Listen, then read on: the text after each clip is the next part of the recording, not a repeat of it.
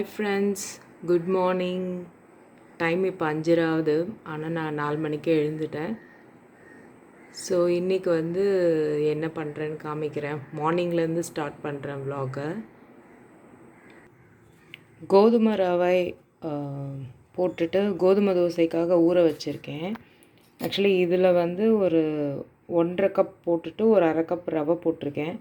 கொஞ்சம் உப்பு, மிளகு, சீரகம், மஞ்சள், கொஞ்சம் பெருங்காயம், அப்புறம் கொஞ்சோண்டு வெறும் மிளகாத்தூள் போட்டிருக்கேன்.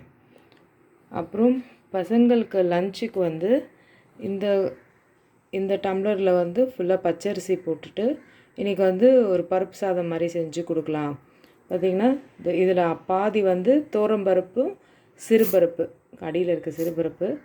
ஸோ பாதி எடுத்திருக்கேன். இந்த டம்ளரில் பாதி பருப்பு, ரெண்டும் கலந்து போட்டிருக்கேன். சிறுபருப்பு 1/4, துவரம்பருப்பு 1/4, அப்புறம் இதில் 1 டம்ளர் பச்சை அரிசி.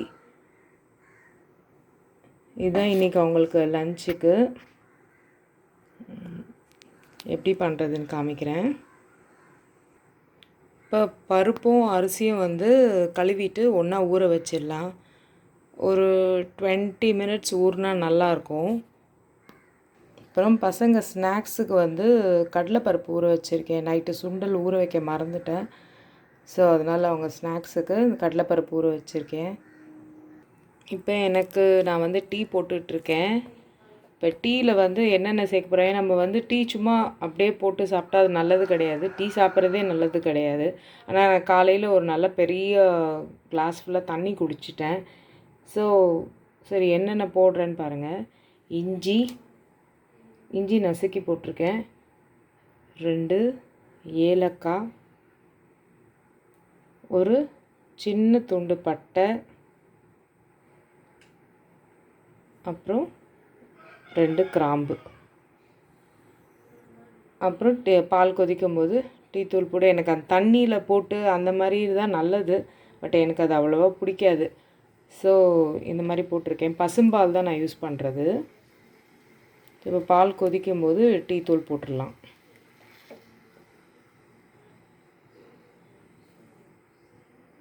நான் ரொம்ப நாளாக தாஜ்மஹல் டீ தான் யூஸ் பண்ணுறேன். நல்லாயிருக்கும் அது. ஸோ அப்புறம் சர்க்கரை ஒயிட் சுகர் யூஸ் பண்ணுறதில்ல, நாட்டு சர்க்கரை தான் யூஸ் பண்ணுறேன். நான் ரொம்ப ஸ்ட்ராங்காக குடிக்க மாட்டேன், ரொம்ப லைட்டாக மீடியமாக குடிப்பேன்.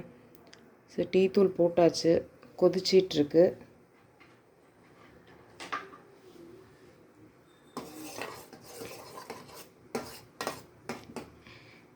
நல்லா மிக்ஸ் பண்ணி விட்டால் தான் நல்லாயிருக்கும். எங்கள் அப்பா நாங்கள் ஒரு டீனில் இருக்கும்போது அப்பா டீ போடுவாங்க, ரொம்ப சூப்பராக இருக்கும். அவங்க சொல்லுவாங்க, அந்த நம்ம ஃபில்ட்ரு பண்ண பிறகு அந்த டீயை நல்லா ஆற்றணும். அதாவது ஆறி போகிற அளவுக்கு இல்லை, டீயை நல்லா ஆற்றினா தான் அது நல்லா பிளெண்ட் ஆகி ரொம்ப டேஸ்ட்டாக இருக்கும். அப்பா போடுற டீ ரொம்ப நல்லாயிருக்கும். ஹோப் நேற்று என்னோடய வீடியோ பார்த்துருப்பீங்கன்னு நினைக்கிறேன். திருமலை வாயில் கோயில் பார்த்தீங்களா? பிடிச்சிருந்துச்சா? பீட்ரூட் ரைஸ் ட்ரை பண்ணிங்களா? இப்போ டீ கொதிச்சிருச்சு. இப்போ ஃபில்ட்ரு பண்ணிட்டு காமிக்கிறேன். டீ ரெடி ஆகிடுச்சு. சுக்கு பொடி கூட போட்டுக்கலாம். நமக்கு இஞ்சி இல்லை அப்படின்னா சுக்கு பொடி கூட யூஸ் பண்ணிக்கலாம். ஸோ டேஸ்ட்டான டீ ரெடி ஆகிடுச்சு. இப்போ நான் குடிக்க போகிறேன். சாரி, உங்களுக்கு தர முடியாது, நீங்கள் வீட்டுக்கு வந்தீங்கன்னா தரேன். ஓகே. இப்போ பசங்களுக்கு பருப்பு சாதத்துக்கு உருளைக்கிழங்கு செய்ய போகிறேன். 3 உருளைக்கிழங்கு எடுத்து தோல் பீல் பண்ணிட்டேன். அந்த தோலை வேஸ்ட் பண்ணாமல் எடுத்து வச்சுருக்கேன். அதையும் காய வச்சு நம்ம கிளென்சிங் இது மாதிரி யூஸ் பண்ணலாம், நல்லாயிருக்கும். நம்ம அந்த முகத்தில் போடுற ஃபேஸ் பேக் அது இதோட சேர்த்து போட்டால் நல்லாயிருக்கும். இப்போ இந்த உருளைக்கிழங்குல என்ன போட்டிருக்கேன்னா, வெறும் மிளகாத்தூள், கொஞ்சம் இஞ்சி பூண்டு பேஸ்ட்டு, கொஞ்சம் உப்பு, பெருங்காயம், அப்புறம் இந்த எண்ணெய். டீப் ஃப்ரை தான் பண்ண போகிறேன் கொஞ்சம் எண்ணெயில். ஸோ அதுக்கு ரெடி பண்ணிட்டேன். அப்புறம் பார்த்திங்கன்னா பருப்பு சாதத்துக்கு வெங்காயம், தக்காளி, பூண்டு இடித்து வச்சுருக்கேன், கொத்தமல்லி, கருவேப்பிலை அண்ட் பச்சை மிளகா. ஸோ இப்போ எப்படி பண்ணுறதுன்னு பார்க்கலாம். எண்ணெயில் போட்டேன். எப்போயுமே டீப் ஃப்ரை நம்ம கம்மி தீயில் வைக்கக்கூடாது. ஓரளவுக்கு மீடியமோட கொஞ்சம் ஜாஸ்தியாக வைக்கணும். அதாவது ஃபுல் வைக்கிறதுக்கு கொஞ்சம் கம்மியாக வச்சா கரெக்டாக ஈவனாக வேகும். அந்த பக்கம் குக்கர் வச்சுட்டேன். பருப்பு சாதம் செய்யறதுக்கு பண்ணுறேன். குக்கர் காஞ்சிருச்சு. இப்போ கொஞ்சம் எண்ணெய் ஊற்றிக்கலாம், நல்லெண்ணெய். இந்த மாதிரி சாம்பார் சாதத்துக்கு நல்லெண்ணெய் தான் நல்லது. நல்லெண்ணெய் ஊற்றிட்டு தாளிப்பை போட்டுக்கலாம்.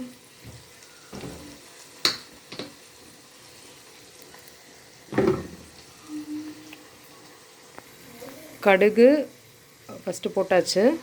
கடுகு பொரிஞ்ச உடனே கொஞ்சம் உளுத்தம்பருப்பு, 2 மிளகு, அப்புறம் சீரகம், வெந்தயம் 2, அவ்வளோதான் தாளிப்புக்கு. இப்போ தாளிப்பெல்லாம் போட்டாச்சு. இப்போ அடுத்து நம்ம பச்சை மிளகா ஸ்லிட் பண்ணி போட்டுருங்க. பச்சை மிளகாவை கட் பண்ணிவிட்டு ஸ்லிட் பண்ணிட்டு கட் பண்ணிவிடுங்க. அப்புறம் வெங்காயம், அதுக்கு முன்னாடி பூண்டு, கொஞ்சம் எண்ணெயில் பூண்டு வதக்கிட்டோன்னு நல்லாயிருக்கும். வெங்காயம்,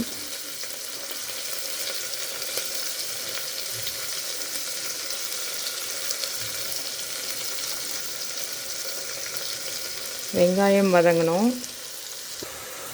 வெங்காயம் வதங்கிருச்சு. ஒரு மீடியம் சைஸ் வெங்காயம் போட்டேன், கொஞ்சம் பெரிய தக்காளி போட்டேன். இப்போ ரெண்டுமே வதங்கிருச்சு, தக்காளியும் வதங்கிடுச்சு. இப்போ இதோடு வந்து கொஞ்சம் சாம்பார் பொடி, கொஞ்சம் மஞ்சள் ஆட் பண்ணிவிட்டு இப்போ வந்து 1.5 கப், 1 கப் அரிசி, 1/2 கப் பருப்பு. ஸோ வந்து ஒரு 5 டம்ளர் தண்ணி எடுத்திருக்கேன். அப்போ தான் அது வந்து நல்லா குழைவாக வரும், சாப்பிடும்போது நல்லாயிருக்கும் பசங்களுக்கு மத்தியான டைமில். ஸோ இப்போ அதை எப்படி பண்ணுறதுன்னு பார்க்கலாம். இப்போ மஞ்சள், சாம்பார் பொடி, பெருங்காயம் போட்டிருக்கேன். இப்போ அடுத்து வந்து ரைஸை போட்டு கொஞ்சம் மிக்ஸ் பண்ணிவிட்டு இதை எடுத்து வச்சு தண்ணியை வந்து நம்ம ஊற்றிட்டு உப்பு போட்டால் மூடிடலாம் குக்கரை. அரிசி பருப்பு போட்டு நல்லா வறுத்து விட்டுட்டேன். இப்போ வந்து தண்ணியை ஊற்றிட்டு உப்பு போட்டு மூடிட்டு ஒரு 4-5 விசில் வச்சா கரெக்டாக இருக்கும். இப்போ தண்ணி ஊற்றியாச்சு, உப்பு போட்டாச்சு. இப்போ வந்து ப்ரெஷர் பண்ணிடலாம். சாதம் ஒரு 5 விசில் வந்துருச்சு. கடலைப்பருப்பு வச்சுருக்கேன் தாளிக்கிறதுக்கு, சுண்டல். அப்புறம் பசங்களுக்கு வந்து தோசையில் இது ஊத்தப்பம். ஏன்னா ஒரு தோசை தான் அவங்க கணக்கு, அதனால் கொஞ்சம் ஊத்தப்பமாக ஊற்றிட்டேன். இப்போ இதை எடுத்துகிட்டு அவங்களுக்கு கொடுத்துட வேண்டியது தான். இன்றைக்கி ஸ்கூல் டைமிங்லாம் மாற்றிட்டாங்க. இன்னையிலேருந்து அவங்களுக்கு 8 to 5:30, 8:30 to 5:30 இருந்தது, 8 to 5:30 ஆயிடுச்சு. ஸோ கொஞ்சம் ஏர்லியராக கிளம்பணும். ரெடி ஆயிடுச்சு சாம்பார் சாதம். காமிக்க முடியல, கடைசியாக வந்து கொஞ்சம் நெய் போட்டு கலரி விட்டுட்டேன், அவ்வளோதான். அண்ட் உருளைக்கிழங்கு, அப்புறம் கடலைப்பருப்பு சுண்டல் ஸ்நாக்ஸுக்கு. அவ்வளோதான், அவங்களோட லன்ச் ரெடி ஆகிடுச்சு. அவங்க இன்னும் கொஞ்சம் நேரத்தில் கிளம்ப போகிறாங்க. Hi friends, good evening. இன்றைக்கி வந்து நான் எதை பற்றி பேச போகிறேன்னா, ஆக்சுவலி வந்து என் ஹஸ்பண்டுக்கு வந்து ஒருத்தர் ஃபோன் பண்ணியிருக்காரு. என்ன ஆயிருக்கு, அவர் வந்துட்டு இந்த மாதிரி நீங்கள் வந்து மிஸ்டர் ராமநாதனா, விஆர் இன்டீரியர்ஸா, அப்புறம் வந்து எங்களுக்கு வந்து இந்த மாதிரி ஆஃபீஸ்க்கு இன்டீரியர் பண்ணணும் அப்படின்னு கேட்டிருக்காரு. சார் நீங்கள் சொல்லுங்கள், அட்ரஸ் சொல்லுங்கன்னா அவர் சொல்லவே இல்லை. 2-3 தடவை கேட்டும் சொல்ல. நானே வந்து உங்களை கூட்டிகிட்டு போகிறேன், இது ஒரு லொக்கேஷன் சொல்லி அங்கே இருக்குது, பட் ப்ராப்பர் அட்ரஸ் எதுவுமே சொல்லலை. இந்த மாதிரி பெரிய இடம் பண்ணணும், இந்த டேட்டுக்குள்ளே முடியணும், அப்படி எல்லாமே ரொம்ப நேரம் பேசியிருக்காரு. பேசிவிட்டு திருப்பி ஒரு 1/2 அன் ஹவர் கழித்து கூப்பிட்டு இந்த மாதிரி சார் வந்து எனக்கு நான் கார்டும் பர்ஸும் வீட்டில் மறந்துட்டு வந்துட்டேன், எனக்கு ஒரு 500 ருபீஸ் எனக்கு வந்து ட்ரான்ஸ்ஃபர் பண்ணுங்கள், நான் என்னோடய நம்பர் தெரியும்ல, ஜிபேயில் பண்ணுங்கள். ஸோ இந்த மாதிரி ஃப்ராடெல்லாம் நிறைய நடக்குது. அது எந்த மாதிரி வேணாலும் வரலாம். அதனால் ப்ளீஸ் பி கேர்ஃபுல். அப்புறம் 2வது விஷயம் வந்து, நேற்று வந்து நான் வந்து திருமலை வாயில் சிவன் கோயில் போயிருந்தேன். அது கடைசியாக பார்த்திங்கன்னா நான் கொஞ்சம் டென்ஷனாகிருப்பேன். அது ஏன் காரணம் அப்படின்னா வந்து, உள்ளே வந்து சாமியே ஒன்றும் சொல்கிறது கிடையாது. அங்கே இருக்கிற ஆசாமிங்க பண்ணுற வேலை பயங்கரமாக இருக்குது. ஒரு கோயில் உள்ளே போகிறோன்னா நமக்கு வந்து என்ன மாதிரி ஒரு ஃபீல் இருக்கணும் அப்படின்னா, ஒரு அம்மா அப்பாவை பார்க்க போகிறோம், ஒரு ஒரு ஒரு ஒரு மதிப்பு, ஒரு செக்யூரிட்டியாக வந்து நம்மளை வந்து ஓகே, இங்கே வந்து நமக்கு ஒரு பயந்து போகாமல், இங்கே நிற்காதீங்க, அங்கே நிற்காதீங்க, அதை பண்ணாதீங்க, இதை பண்ணாதீங்க. இது கோயில் தானேயா, நமக்காக தானே இருக்குது சாமி, அந்த கோயிலும் நமக்காக தானே இருக்குது.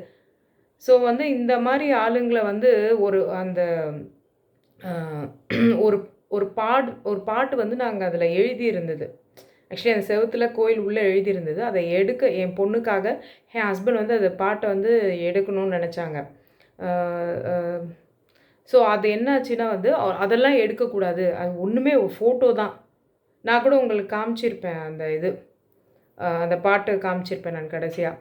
ஸோ அதை வந்து எடுக்கக்கூடாது, அதில் என்ன இருக்குது, இங்கே வெளியில் போய் புக்கு வாங்கி இது பண்ணுங்கள்.